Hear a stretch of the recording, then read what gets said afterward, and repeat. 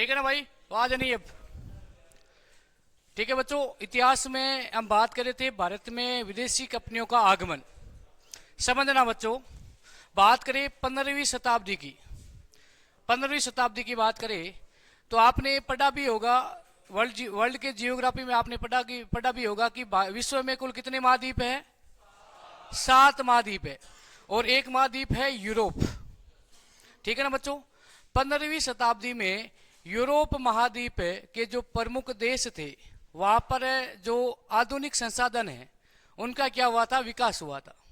ठीक है ना बच्चों, मैं मैप से समझाने की कोशिश करना चाहता हूं, आप समझना एक बार। मैं एक तरफ मैप बना रहा हूं।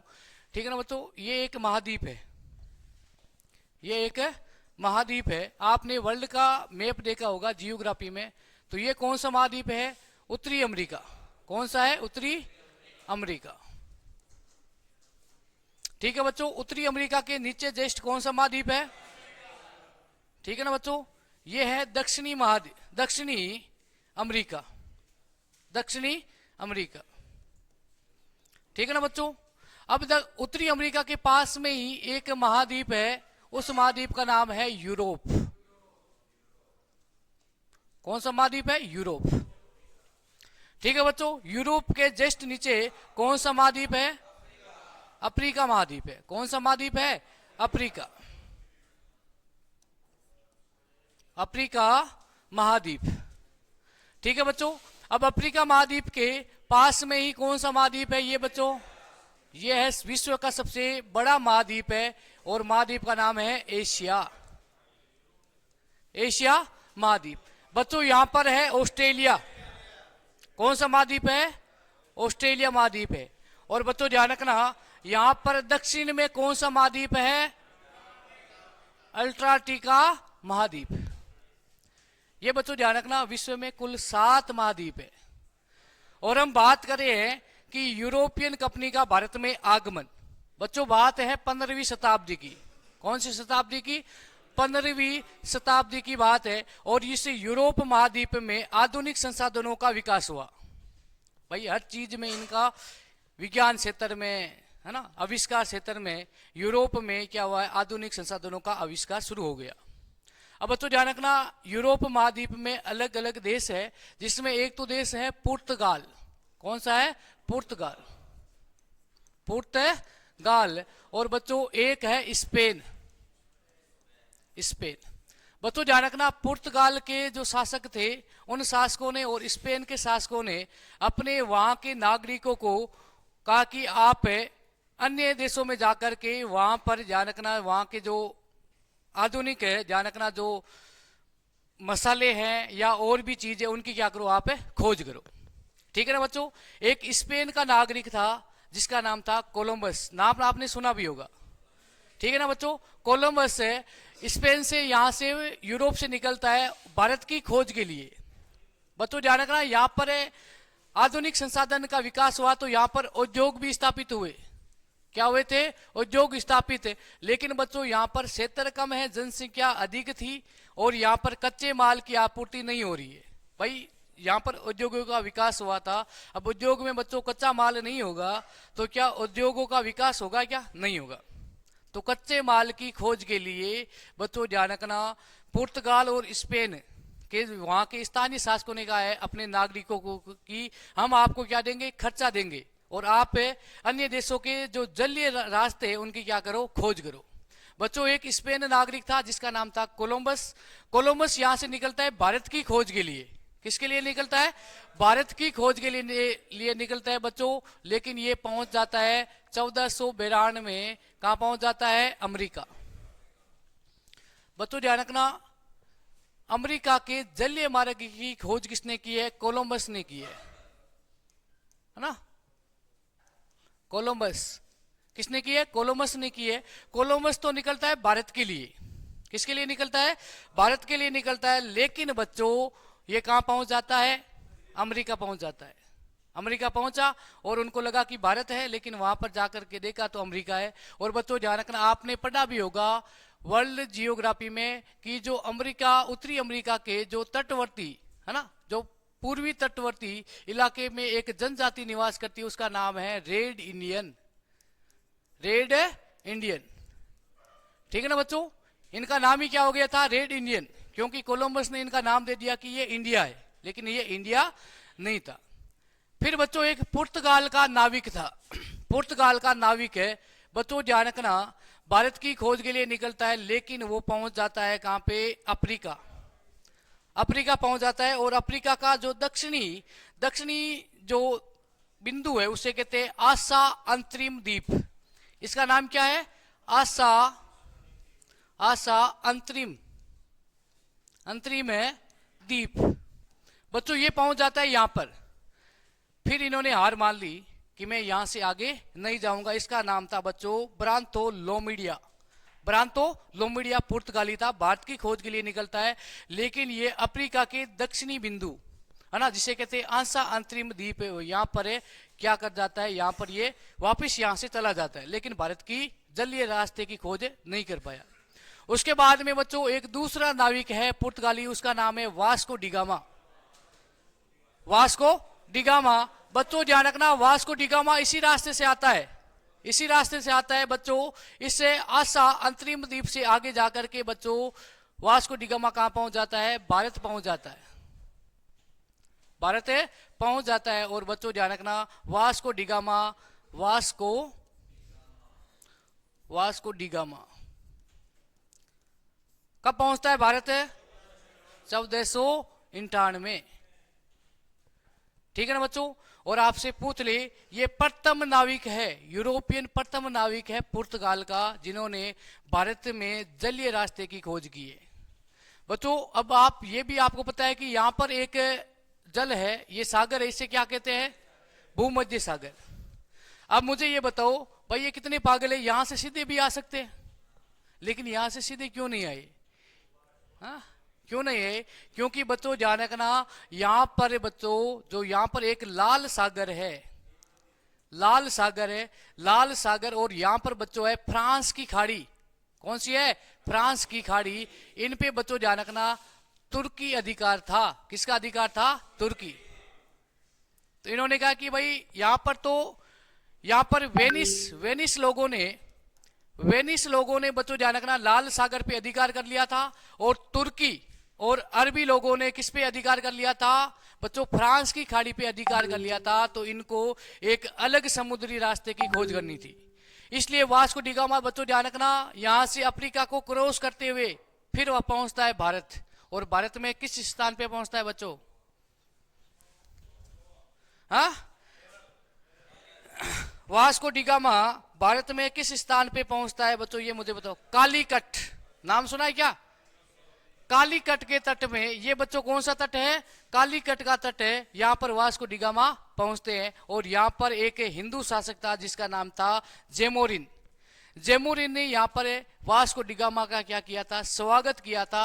और बच्चों ध्यान रखना, वास्को डिगामा यहां से, जो आपको पता है केरल को मसालों का राजा या रानी कहा जाता है, भारत में सर्वाधिक गरम मसाला का उत्पादन कहां होता है, केरल में होता है। बच्चों ध्यान रखना, यहां से बच्चों ध्यान रखना वास्को डिगामा अपने साथ में गरम मसाला लेके जाता है, और गरम मसाला वहां पर अपने देश में बेचता है। तो बच्चों खर्चा निकाल करके 60 गुना क्या हुई है, मजदूरी हुई है। ठीक है ना बच्चों। फिर बच्चों ध्यान रखना, पुर्तगालियों ने कोचीन कहाँ है, केरल में ही अपनी प्रथम कारखाना यानी अपनी प्रथम व्यापारिक कोटि की क्या की थी, स्थापना की थी। बच्चों ध्यान रखना, भारत में आने वाले प्रथम यूरोपियन कौन थे, पुर्तगालियों के बाद में कौन आए थे, डच के बाद में कौन आए थे, अंग्रेज आए थे। बच्चों ध्यान रखना, कौन आए थे, अंग्रेज। और अंग्रेजों के बाद में बच्चों कौन आए थे बच्चों, हाँ डेनिस। और डेनिस के बाद में कौन आए थे, फ्रांसिस। आपसे पूछ ले कि विदेशी कंपनियों में प्रथम कंपनी कौन सी आई थी, पुर्तगाली, और अंतिम कौन सी थी, फ्रांसिस। ठीक है ना बच्चों। और भारत से गए कौन, अंतिम आजादी के बाद में भी अंतिम कौन गए थे, पुर्तगाली। ठीक है ना बच्चों। अब ये है रूपरेखा पूरी, ये भारत है, और भारतीय जलीय रास्ते की खोज किसने की, वास्को डिगामा। ठीक है ना बच्चों। उसके बाद में जो विदेशी अन्य कंपनी है उनको भी लगा कि भारत में भाई गरम मसालों का उत्पादन ज्यादा हो रहा है और यहाँ पर मजदूरी भी ज्यादा है। ठीक है ना। तो धीरे धीरे सभी जो विदेशी कंपनियां भारत की ओर आना शुरू कर देती है, क्योंकि जलीय रास्ता की क्या हो जाती है, खोज हो जाती है। ठीक है ना। तो अभी इसमें लिखना भारत आने वाली विदेशी कंपनियों का क्रम, भारत आने वाली विदेशी कंपनियों का क्रम। ठीक है ना बच्चों। एक नंबर पहले कौन आई है, पुर्तगाली। कौन आई है, पुर्तगाली। पुर्तगाली के बाद में डच, और डच के बाद में अंग्रेज। अंग्रेज, अंग्रेजों के बाद में 4 नंबर है डेनिस।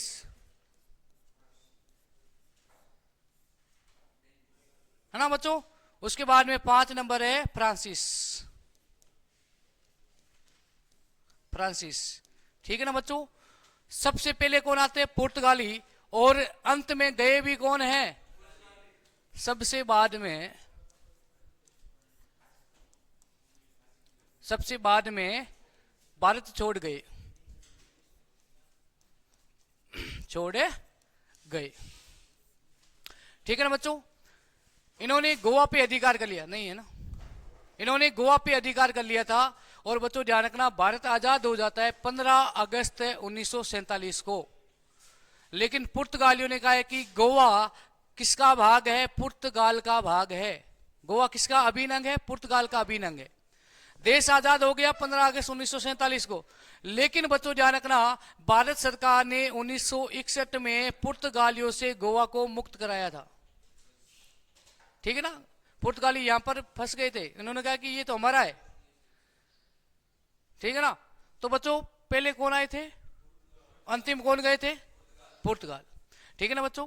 अब हेडिंग डालना पुर्तगाली, हेडिंग डालना पुर्तगाली।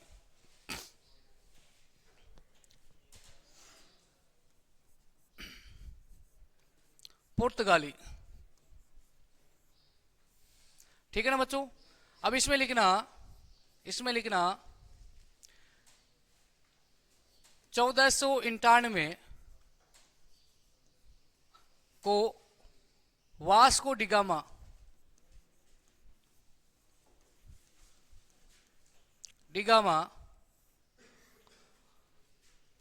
भारत के कालीकट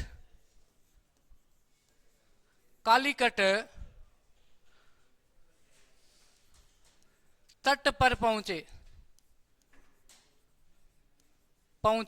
बच्चों कालीकट कहां है, केरल में। कहां पर है, केरल में है बच्चों, ध्यान रखना। ये 1491 में वास्को डिगामा भारत पहुंचते हैं कालीकट तट पर। बच्चों ध्यान रखना, वास्को डिगामा प्रथम नाविक है, प्रथम यूरोपियन है जिन्होंने भारत के लिए अन्य देशों यूरोप के साथ में समुद्री रास्ते की खोज की थी। आपसे पूछ ले कि भारत के लिए समुद्री रास्ते की खोज किसने की है, वास्को डिगामा ने। लेकिन किताबों में यह लिखा गया है कि भारत की खोज किसने की है, वास्को डिगामा ने। ये गलत है। भारत भाई पहले से था, भारत कोई गुमा हुआ थोड़ी था। लेकिन समुद्री रास्ते के लिए, जी घबरा रहा है, गलत काम तो नहीं किया भाई। भारत के लिए समुद्री रास्ते की खोज किसने की है, वास्को डिगामा ने। तो बच्चों नेक्स्ट लिखना, भारत के लिए समुद्री मार्ग, जिसे बच्चों लिख देना जलीय मार्ग, जलीय मार्ग की खोज की, मार्ग की खोज किसने की है, वास्को डिगामा। वास्को डिगामा किसने की है, वास्को डिगामा। अब आपसे पूछ ले कि अमेरिका के लिए जलीय मार्ग की खोज किसने की है, कोलंबस ने की है। कोलंबस ने कब की है बच्चों, ध्यान रखना 1492। लेकिन आपको भारत का याद है रखना।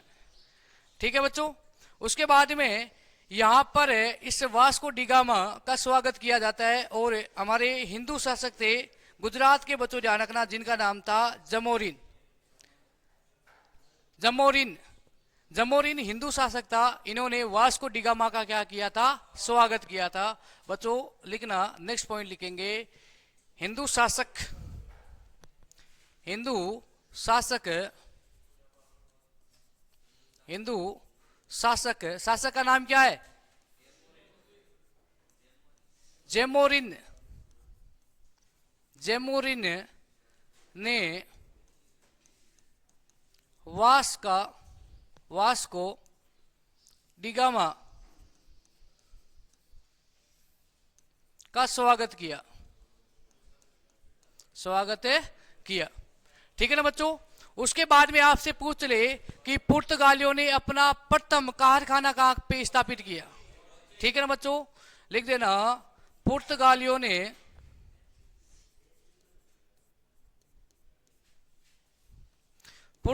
ने प्रथम व्यापारिक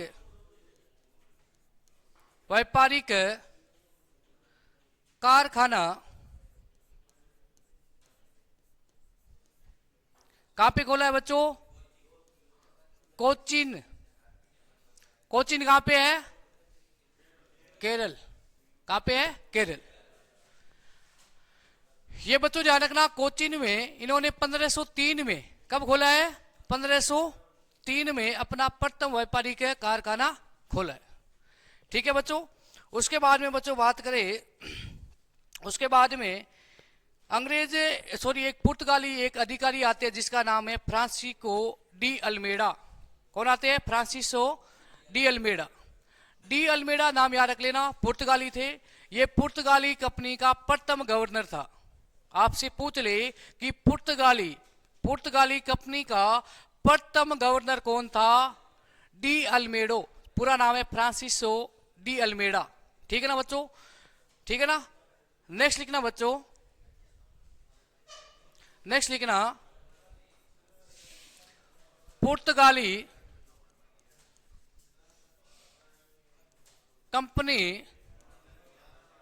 कंपनी आवाज नहीं भाई है ना, पुर्तगाली कंपनी के प्रथम गवर्नर कौन थे बच्चों? ध्यान रखना, फ्रांसिस डी अल्मेडा।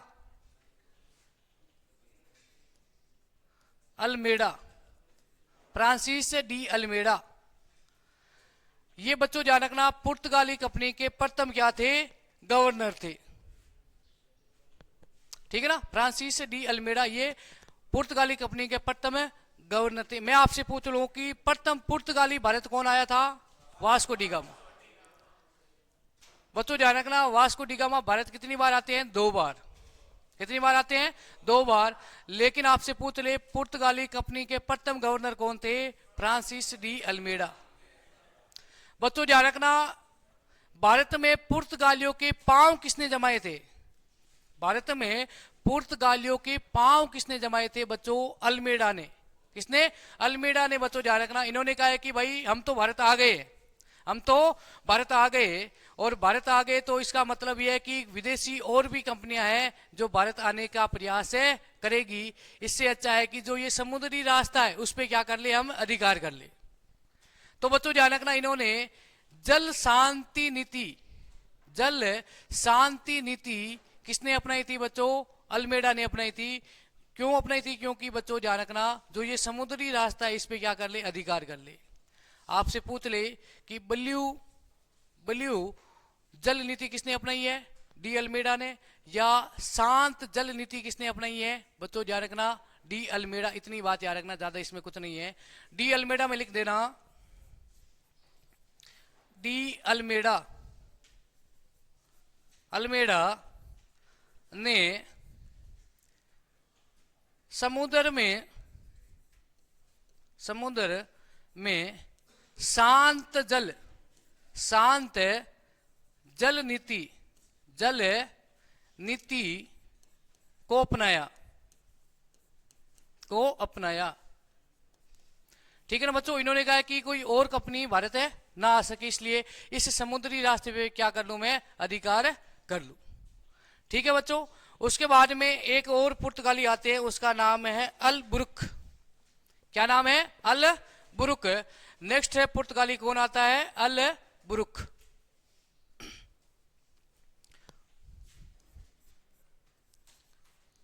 अल बुरुक, अल बुरुक। ठीक है ना बच्चों, अल बुरुक ने क्या किया था बच्चों, ध्यान रखना, इन्होंने तो पहले तो गोवा को जीता। किसको जीता है, गोवा को जीता। और बच्चों ध्यान रखना, इन्होंने अपने क्षेत्र में बच्चों ध्यान रखना सती प्रथा पर इन्होंने क्या लगा दी थी, सती प्रथा पर इन्होंने रोक लगा दी। क्यों लगाई बच्चों, क्यों लगाई बताओ मुझे। भाई अल बुरुक ने गोवा को जीता और भारत में ध्यान रखना, जो ये दक्षिणी भारत है जो पुर्तगालियों के अधीन था, वहां पर इन्होंने सती प्रथा पर, अल बुरुक ने सती प्रथा पे रोक लगा दी। क्यों लगा दी, कौन बताएगा मुझे। बच्चों ध्यान रखना, पुर्तगालियों का एक ही उद्देश्य था, समझने की कोशिश करोगे, इतिहास को यदि समझोगे तो ये समझ में आ जाएगा, नहीं तो ये अल बुरुडार, ये अल बुरुकर एक ही जैसे है ना, वास्को डी गामा। बस एक चीज आपने रट ली है कि भारत कौन आया था, वास्को डी गामा, है ना, कौन आया था, वास्को डी गामा। इसके बाद में बच्चों ध्यान रखना, आपसे पूछ ले कि भारत में पुर्तगालियों के संस्थापक कौन है, तो क्या बताओगे, हाँ कौन है बच्चों, कौन है, अल बुरुक। कौन है, अल बुरुक। प्रथम गवर्नर कौन है, डी अल मेड़ा। ठीक है ना, यहां से प्रश्न पूछे जाते हैं भाई। अब वो टाइम गया, वास्को डी गामा है ना, वो एक सीमित था, अब यहां से प्रश्न पूछा जाता है। बच्चों ध्यान रखना, इन्होंने सती प्रथा पे रोक क्यों लगाई, मैं ये पूछ रहा हूं। हाँ तो ज्यादा दांत निकाले, खड़ा। हाँ, इन्होंने सती प्रथा पे रोक क्यों लगाई, किसने, अल बुरुक ने। आपसे पूछ ले कि भाई किस पुर्तगाली गवर्नर ने सती प्रथा पे रोक लगाई, तो कौन था, अल बुरुक। क्यों लगाई ये पूछ रहा हूं मैं आपसे यही पूछ रहा हूं, क्यों लगाई।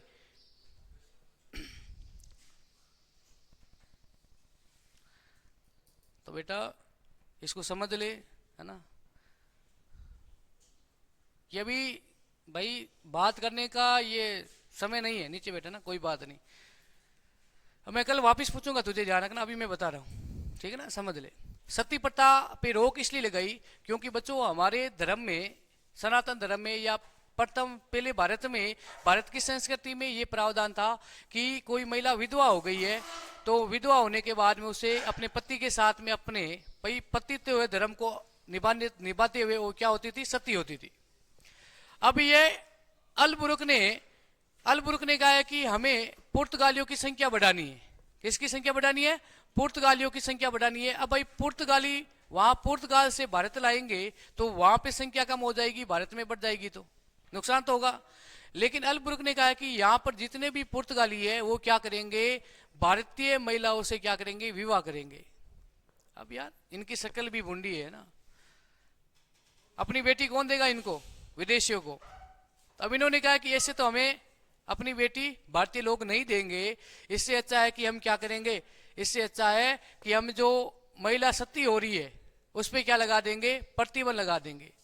भाई एक महिला विधवा हो गई है, उसके जीवन यापन के लिए, घर चलाने के लिए उनके पास में पैसे नहीं है, तो ये मजबूरन ये शादी हमसे क्या कर लेगी, क्या कर लेगी, ये महिला जो विधवा हो रही है वो हमसे क्या करेंगी, शादी करेगी। इसलिए इन्होंने क्या लगा दी थी, सती प्रथा पर रोक लगा दी थी।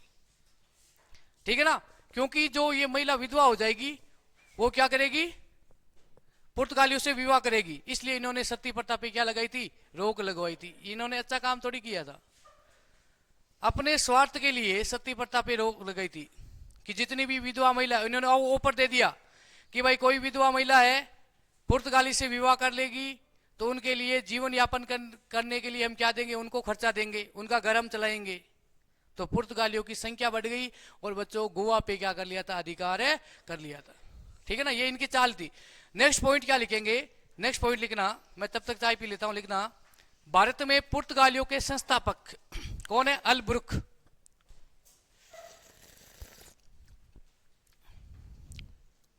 भारत में पुर्तगालियों के संस्थापक कौन है? अल बुरुक। समझ में तो आ रहा है ना? हाँ, पीछे अल बुरुक। बच्चों नेक्स्ट लिखना नीनो डी कुना। नीनो डी कुना, भाई ये पुर्तगाली है क्या? इनके नाम ऐसे है। नेक्स्ट लिखना नीनो डी कुना। डी कुना, नीनो डी कुना। बच्चों इसमें कुछ नहीं है, ज्यादा कुछ बात याद रखने की आवश्यकता नहीं है। इन्होंने पुर्तगालियों का मुख्यालय किससे बनाया था? गोवा को। लिखना नीनो डी कुना ने पुर्तगालियों की राजधानी गोवा को स्थापित की। हेडिंग डाला नीनो डी कुना। नीनो डी कुना ये एक पुर्तगाली है भाई, गवर्नर है, ठीक है। इसमें एक लाइन लिखना इन्होंने पुर्तगालियों की राजधानी गोवा को बनाया। आपसे पूछ ले कि पुर्तगालियों की राजधानी गोवा किसने बनाया है? नीनो डी कुना। आपसे पूछ ले कि भारत में पुर्तगालियों के संस्थापक कौन है? अल बुरुक। आपसे पूछ ले कि भारत में पुर्तगालियों के प्रथम गवर्नर कौन थे? De Almeida. प्रथम पुर्तगाली कौन आया? Vasco da Gama. ठीक है ना बच्चों, ये है पुर्तगाली। अब पुर्तगाली में कुछ महत्वपूर्ण बिंदु भी लिखेंगे बच्चों, ध्यान रखना। भारत में तंबाकू की खेती, भारत में तंबाकू की खेती सर्वप्रथम प्रारंभ किसने की है? पुर्तगालियों ने। ठीक है ना। भारत में ये तंबाकू आया है, ये देन किसकी है? पुर्तगालियों की है। बच्चों नोट लगा के लिखना, भारत में तंबाकू की कृषि की देन पुर्तगालियों की है। भारत में तंबाकू की खेती की देन पुर्तगालियों की है। ठीक है ना बच्चों। वैसे और बात करें तो भारत में आलू की खेती भी पुर्तगालियों के बाद में हुई है। भारत में बच्चों ध्यान रखना, ये प्रेस प्रिंट है ना, ये प्रेस प्रिंट है, अखबार है, न्यूज है ना, ये अखबार वाले है ना, इसकी भी स्थापना बच्चों ध्यान रखना, ये भी देन किसकी है? पुर्तगालियों की है ना। किसकी है? पुर्तगालियों की है। लेकिन इतनी बात याद रखना बच्चों, एक नेक्स्ट नोट लगा के लिखना, भारत सरकार ने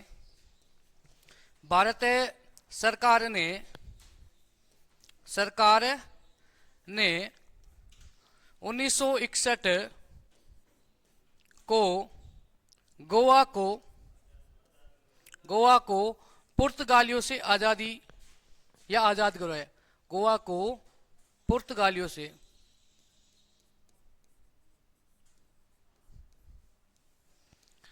आजाद करवाया।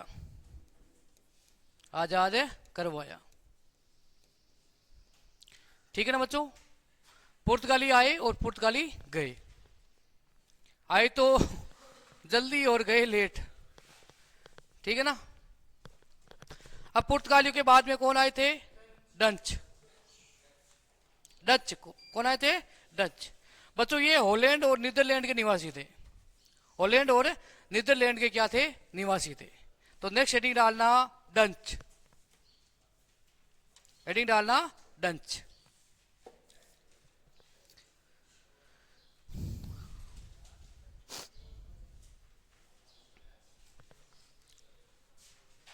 नेक्स्ट हेडिंग डालना बच्चों डच।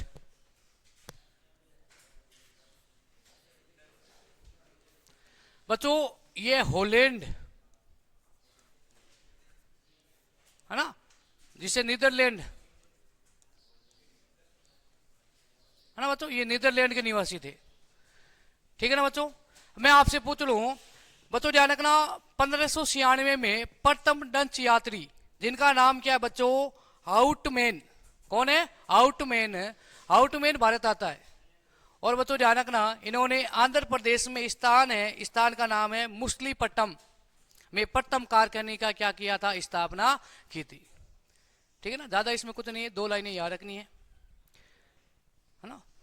पहली लाइन क्या है, ये डच वाले ये कहां से आए थे, भारत में हॉलैंड से। हॉलैंड का ही नाम क्या है, नीदरलैंड। और बच्चों ध्यान रखना 1596 में प्रथम डच यात्री भारत कौन आया था बच्चों, कौन आया था? मैं आपसे पूछ रहा हूं कि भारत में प्रथम पुर्तगाली कौन आया था? और आपसे पूछ लो कि प्रथम डच यात्री कौन आया था? हाउटमैन। कौन आया था? हाउटमैन। तो बच्चों लिखना 1596 में प्रथम डच यात्री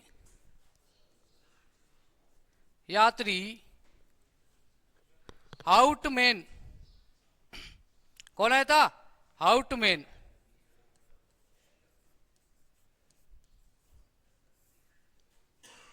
हाउटमैन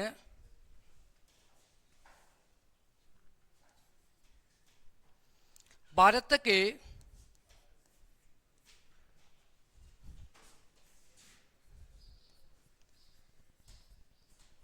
समीपात तट पर पहुंचा। ठीक है ना बच्चों। अब मैं आपसे पूछ लूं कि डचों ने अपना प्रथम कारखाना, प्रथम है सुमितपात या सुमित्र है ना, सुमित्र द्वीप भी कहा जाता है, जो बच्चों आपने जियोग्राफी में पढ़ा भी होगा, जो पूर्वी तट है, पूर्वी तट है। और बच्चों ध्यान रखना डचों का प्रथम है व्यापारिक कारखाना मुसलीपट्टम। मुसलीपट्टम कहां पे है बच्चों, कौन बताएगा? मुसलीपट्टम आंध्र प्रदेश। वेरी गुड बच्चों। नेक्स्ट लाइन लिखना, डचों का प्रथम व्यापारिक कारखाना, डचों का प्रथम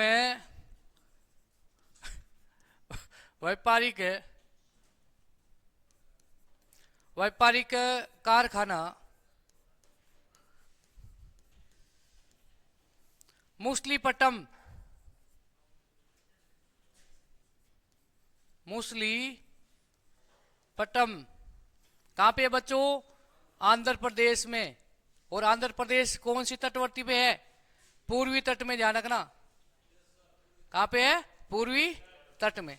बच्चों ध्यान रखना डचों ने भारत में इतना विस्तार नहीं किया था, इतना ध्यान नहीं दिया था। क्यों नहीं दिया था? क्योंकि बच्चों ये एक सरकारी कंपनी थी। क्या थी? एक सरकारी कंपनी। बच्चों ध्यान रखना पुर्तगाली एक प्राइवेट कंपनी थी, अंग्रेज भी एक प्राइवेट कंपनी है, लेकिन डच क्या थे? एक सरकारी कंपनी थी। अब इन पे इन्वेस्ट कौन करी थी? वहां की सरकार करी थी। अब मुझे बताओ, एक प्राइवेट आदमी और एक सरकारी आदमी है ना, सरकारी कर्मचारी और एक प्राइवेट कर्मचारी।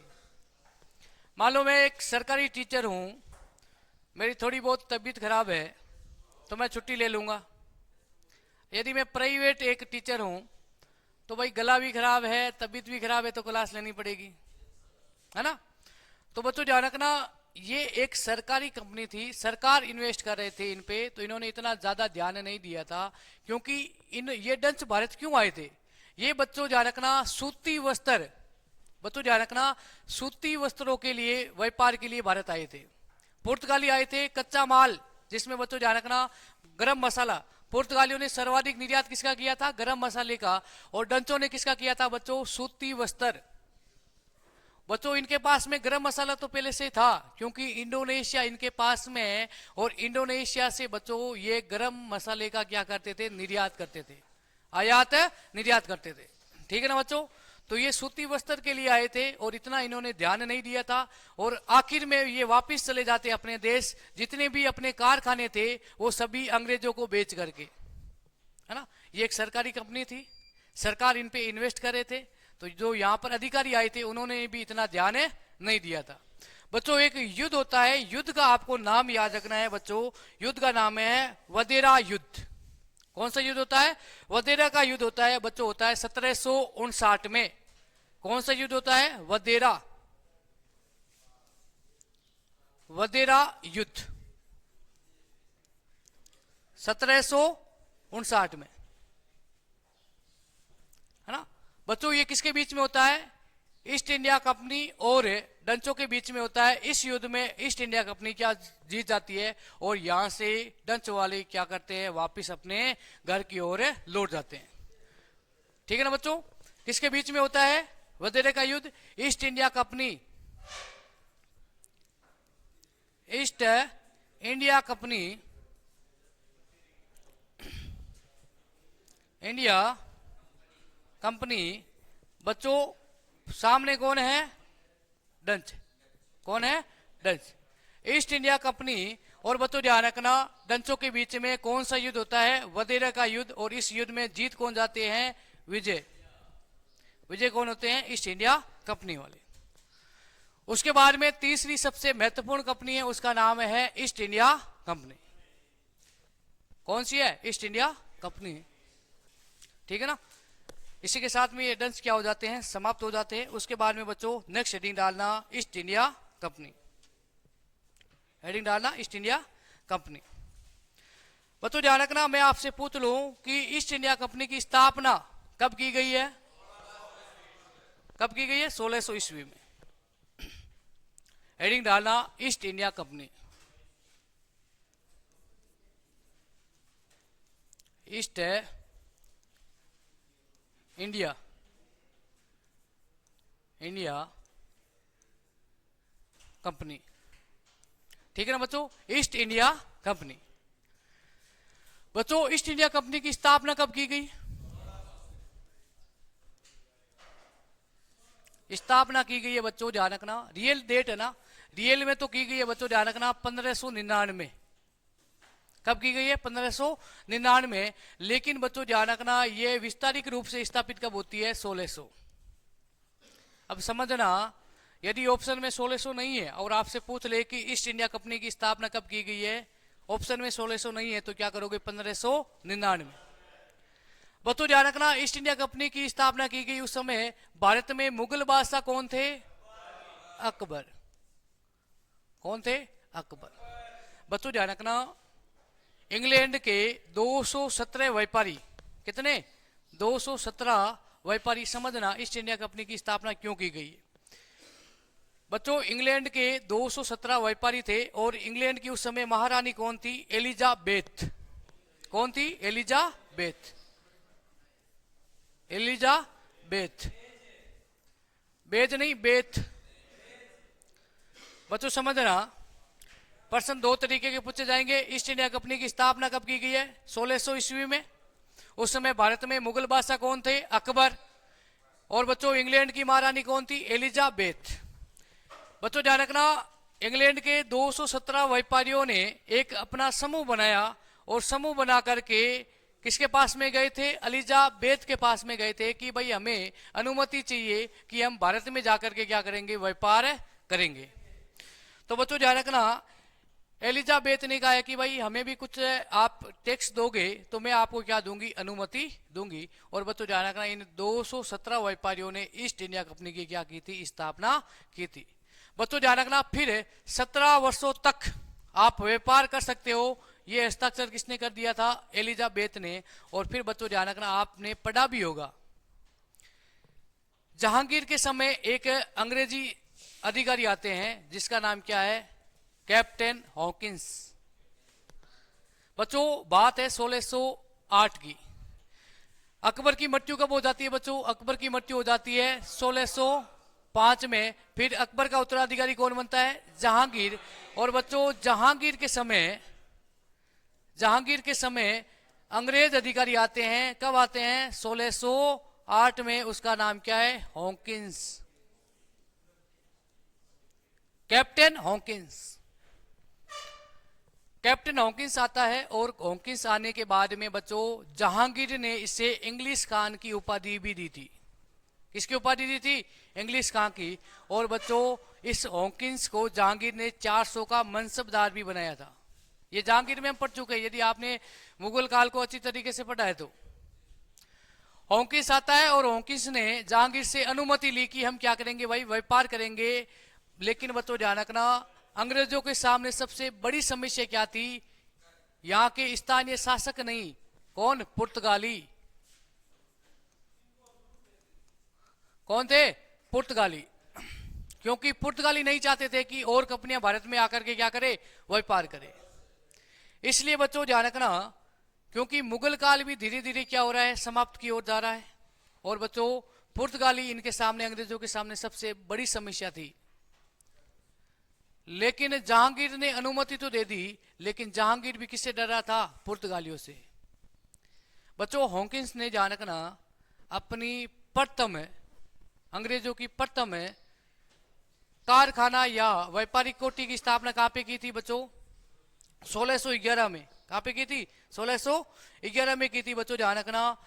जहां पर डंचों ने अपने कारखाने की स्थापना की थी, तो मुसलीपट्टम आंध्र प्रदेश में बच्चों ध्यान रखना, अंग्रेजों ने प्रथम अपने कारखाने की स्थापना की। लेकिन हॉकिंस क्या चाहता था जहांगीर से कि मैं अपने कारखाने की स्थापना कहां पे करूं? सूरत पे। लेकिन पुर्तगालियों ने कहा कि सूरत किसके अधिकार क्षेत्र में है? पुर्तगालियों के अधिकार है क्षेत्र में, यहां पर आपको अपने कारखाने की स्थापना नहीं करने देंगे। फिर बच्चों आपने पढ़ा भी होगा 1616 में एक और अंग्रेज अधिकारी आते हैं जिसका नाम है सर टॉमस रो।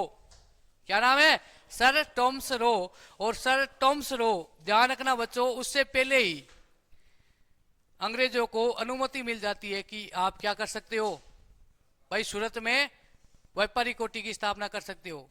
और बच्चों ध्यान रखना 1613 में अंग्रेजों ने सूरत में अपनी व्यापारिक कोठी की क्या की थी? स्थापना की थी। पहली कोठी कहां खोली थी बच्चों? 1611 में मुसलीपट्टम आंध्र प्रदेश में, और दूसरी सूरत। ठीक है ना? दो अंग्रेज अधिकारियों के नाम याद रखने हैं। एक का नाम क्या है? हॉकिंस, और एक का नाम क्या है? Sir Thomas Roe. ठीक है ना बच्चों? लिखना, वोट पे लिखो या ऐसे लिख दोगे? हाँ, लिख दोगे ना?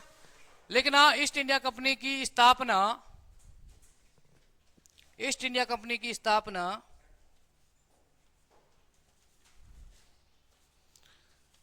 लिखना 1600 ईस्वी में,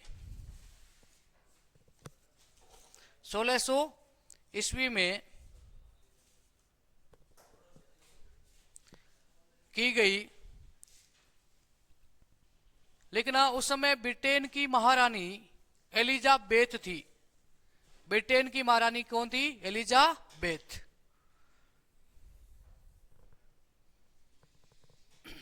लिख ले भाई, है ना छोटू? लिख ले, लिख लिया। ईस्ट इंडिया कंपनी की स्थापना कब की गई है? उस समय ब्रिटेन की महारानी एलिजाबेथ। भारत में मुगल बादशाह कौन थे? लिख देना, भारत में मुगल बादशाह अकबर थे, है ना? एलिजाबेथ भाई।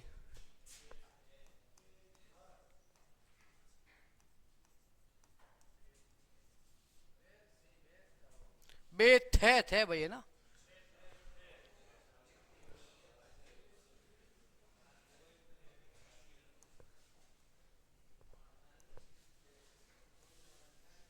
एलिजाबेथ। ठीक है ना बच्चों? मुगल बादशाह कौन है? अकबर। लिखना बच्चों, नेक्स्ट लिखना, लिखना जहांगीर के समय 1608 में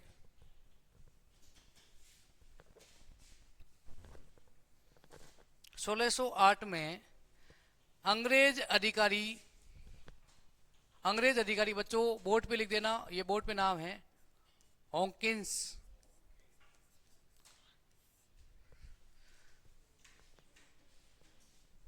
सोलह सौ आठ में जहांगीर के समय अंग्रेज अधिकारी हॉकिंस व्यापार की अनुमति के लिए भारत आया।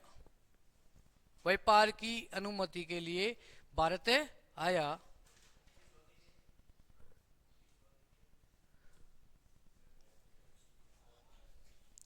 1608 में जहांगीर के समय अंग्रेज अधिकारी हॉकिंस भारत आया व्यापार की अनुमति के लिए, व्यापार की अनुमति के लिए। ठीक है ना बच्चों? अब उसके बाद में बात करें लेकिन अब ये बातें मैं नहीं लिखाऊंगा कि जो ये हॉकिंस भारत आता है जहांगीर के दरबार में, इसको उर्दू आ रही थी भाई, ये उर्दू में अपना परिचय दे रहा था। जहांगीर इससे खुश हो गया था। जहांगीर ने इसे इंग्लिश खां की उपाधि दी और 400 का मनसबदार भी बनाया था। ये पहले मैं लिखा चुका हूं, मुगल काल में लिखा चुका हूं ना, तो ये वापिस यहां पे नहीं लिखाऊंगा। फिर बच्चों नेक्स्ट पॉइंट लिखना, अंग्रेजों का या ईस्ट इंडिया कंपनी का प्रथम व्यापारिक कारखाना, प्रथम व्यापारिक कारखाना मुसलीपट्टनम, लिखना बच्चों 1611 ईस्वी में मुसलीपट्टनम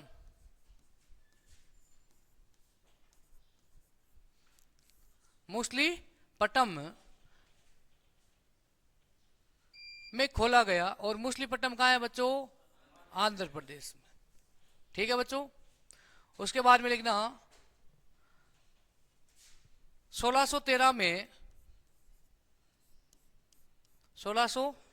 में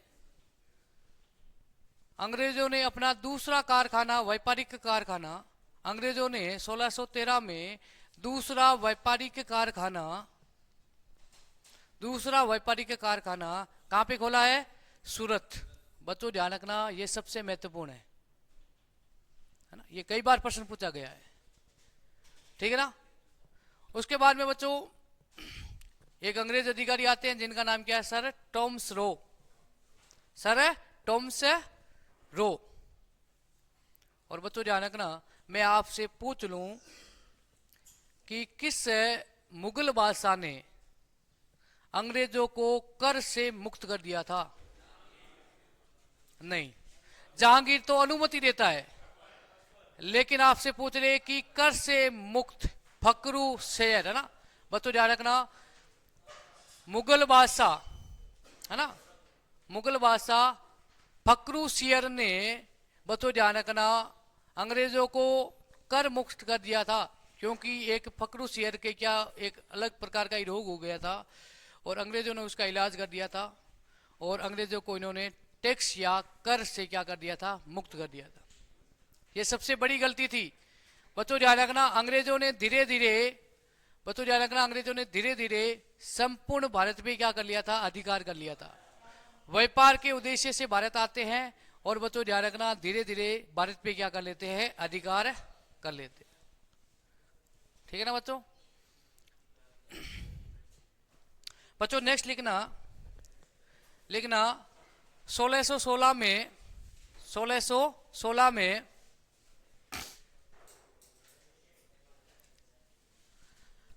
जहांगीर के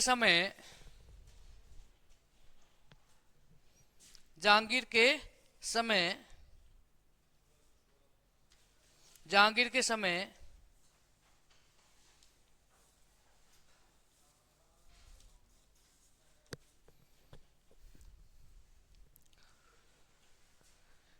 अंग्रेज अधिकारी sir Thomas Roe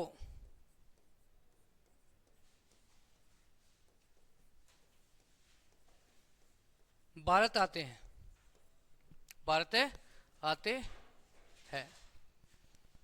next point लिख देना, मुगल बादशाह फरूक सियर, मुगल बादशाह फरूक सियर, मुगल बादशाह बोर्ड पे लिखा हुआ है बच्चों, लिख देना, मुगल बादशाह फरूक सियर ने अंग्रेजों को कर या टैक्स मुक्त कर की आजादी दी।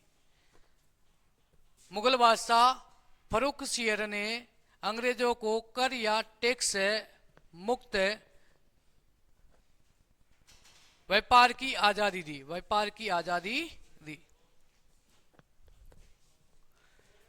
मुगल बादशाह फरूक सियर ने अंग्रेजों को टैक्स मुक्त या कर मुक्त व्यापार की आजादी दी। ठीक है ना बच्चों। ये आप चीज याद रखोगे, है ना। अब उसके बाद में बच्चों अंग्रेजों के बाद में कौन आते हैं? डेनिस या डेनी, है ना बच्चों, डेनियन आते हैं। उसके बाद में बच्चों आते हैं फ्रांसिस। इनके बारे में कल की क्लास में करेंगे बात। आज जो हमने पढ़ा है, जाना नहीं है ना, आज जो हमने पढ़ा है उसके बारे में मैं वापिस बता रहा हूं एक बार, ठीक है ना बच्चों। हम बात कर रहे हैं भारत में विदेशी कंपनियों का आगमन, और विदेशी कंपनियों में आगमन में प्रथम कंपनी कौन सी आई है? पुर्तगाल। भारत के लिए जलीय मार्ग या समुद्री मार्ग की खोज किसने की है?